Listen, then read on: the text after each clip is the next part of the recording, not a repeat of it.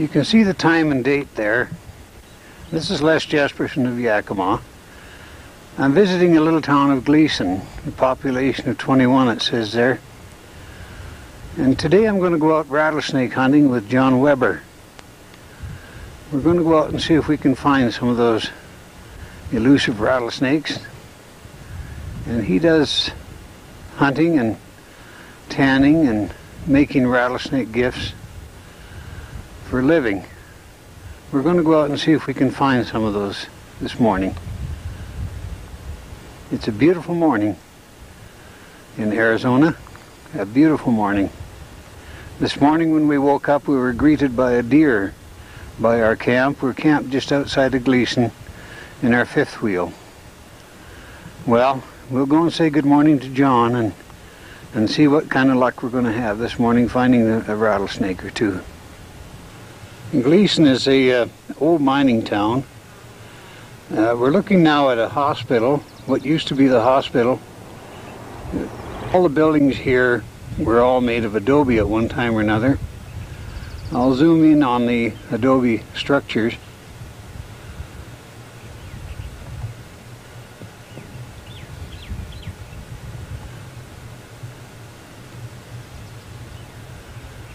And way in the background on that hill, you can see all the old mining sites that used to be. None of them are active now, not on this side of the mountain anyway. On the other side of the mountain there's some of these that are being reactivated. They have big cats that are tearing the mountain apart, trying to find more sites for mining.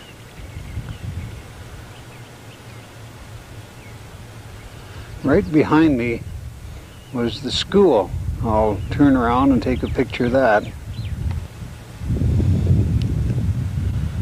And that's all that's left of the school. The roof is long gone, but it's adobe and cement. And over to the right is a jailhouse.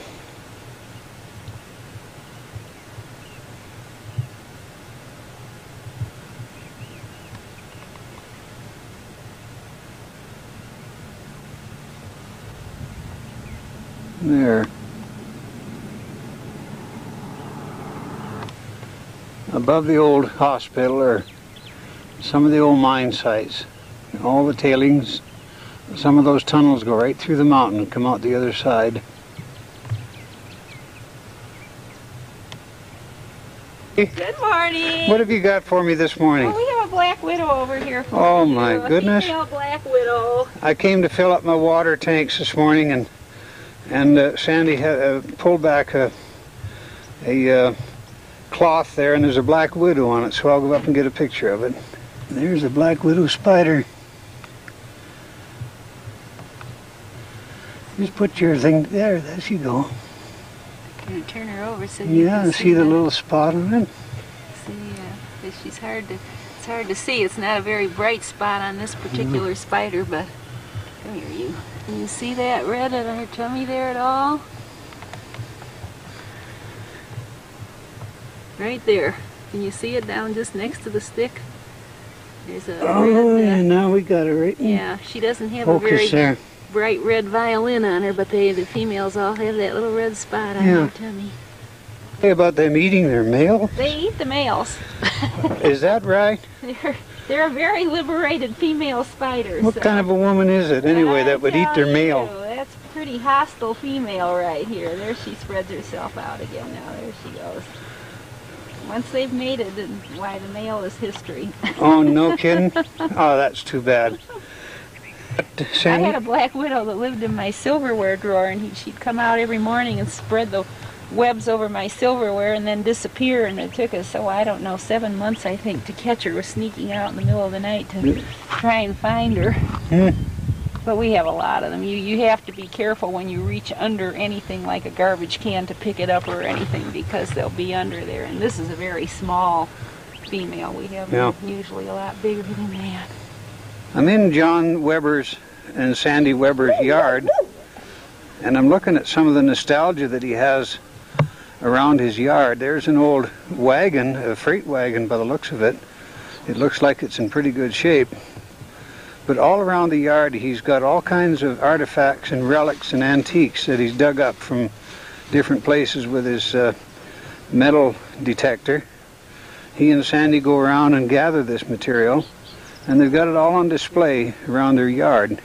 I'll take a little walk around now and look at some of it. It's quite interesting.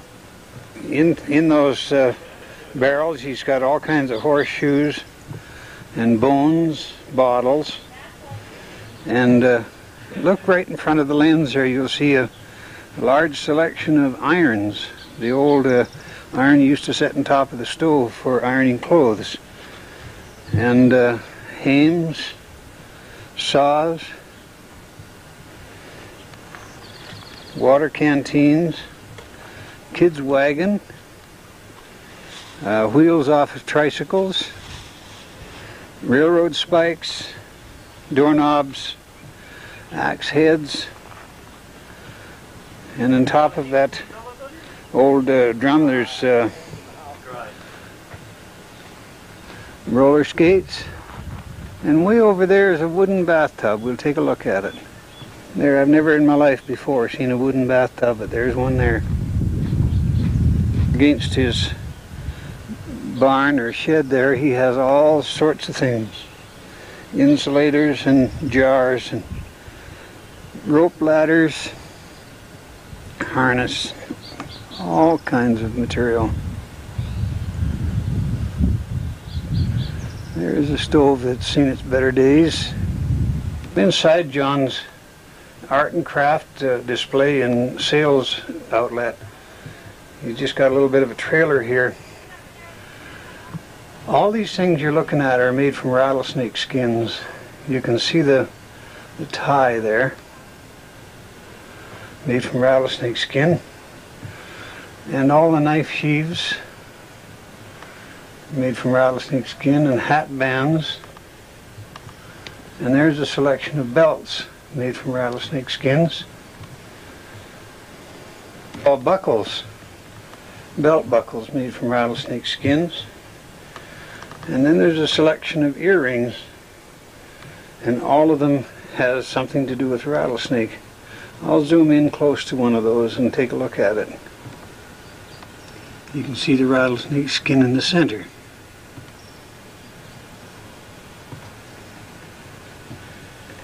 There's belts with the rattlers still on the skin. Rattlers are on the end of the belts. There's wallets and purses. Quite a unique display there. Right next to it's a big rattle.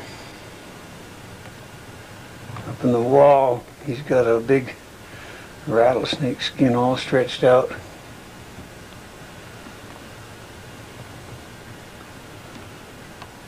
Just all kinds of stuff.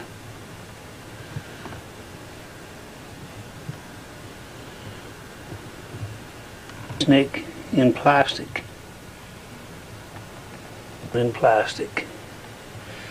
Making a desktop for pen holders.